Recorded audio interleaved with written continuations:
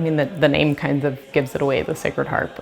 So it is historically Protestant Christian congregational singing. The music was made for people to be able to access without formal training. Yeah, the thing that makes it hard for people to sight read is they have to learn that any line of space means half dozen things depending on what key you're in.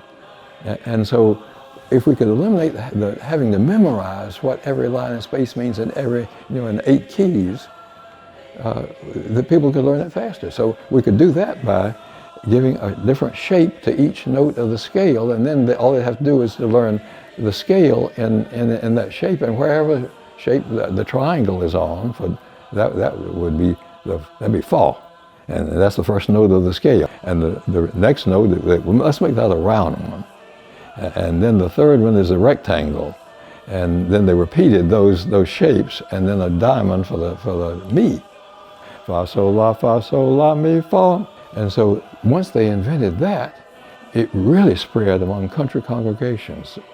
You could learn how to sight read it with a week's time. Whatever key the piece was written in, you could learn how to read it pretty fast.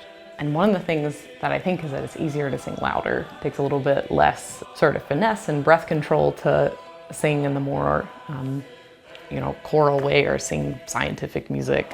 People don't hold back in this singing. They just let go and sing.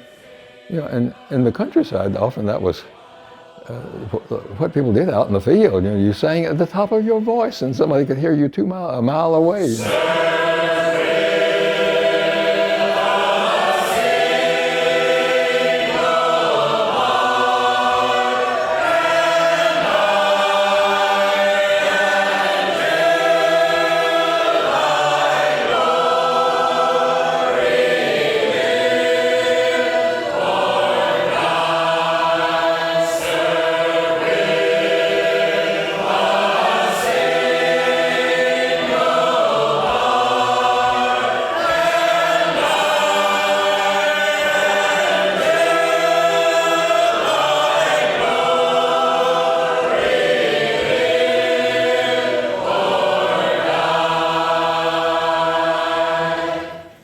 So most of the larger singings that folks travel to are singings that have occurred, roughly at the same time for years, many for, over 100 years.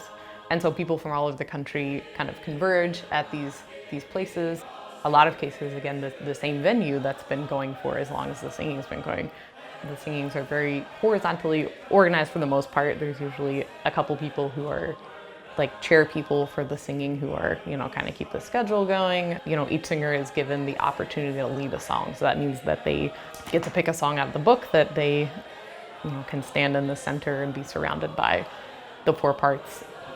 It's a square with basses on one side, leads on the next, trebles on another, and altos on the third or the fourth. And you're sitting facing each other, so all the sound is going in right in, just blending right in the middle. And it's thrilling.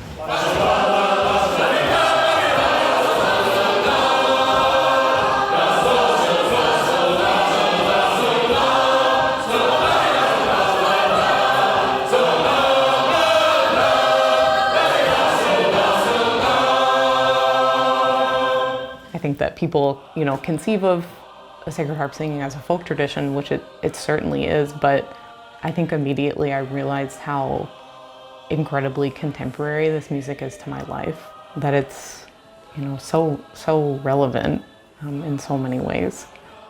The perspective that this music has given me is the fact that deep grief and sadness can exist at the same time as like totally transcendent bliss, which is just a really amazing thing to remember, if you're going through it or a friend is going through it, that grief puts bliss and happiness into relief and vice versa.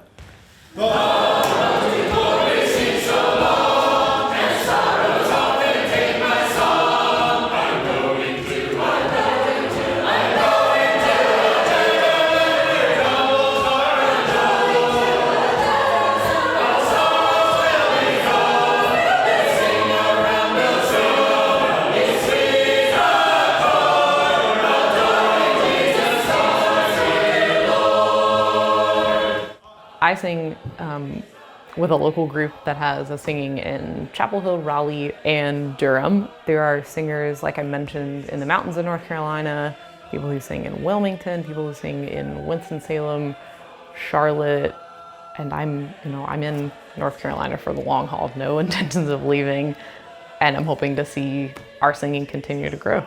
We would love to have anyone who's even remotely interested.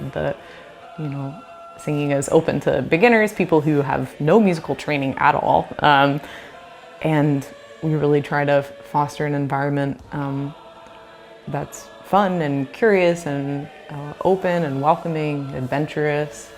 So we would love to have, anyone come out who's interested. And sinners